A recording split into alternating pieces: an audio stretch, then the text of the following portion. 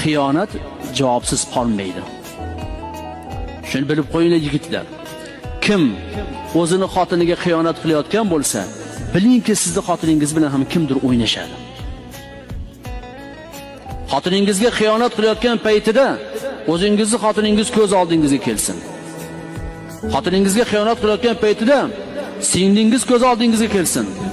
Opangiz ko'z oldingizga kelsin. Onangiz, qizingiz ko'z oldingizga kelsin. Chunki zino, xiyonat hech qachon javobsiz qolmaydi. Siz kimnidir xotini bilan o'ynashar ekansiz, albatta sizning xotiningiz bilan ham o'zga odam o'ynashadi.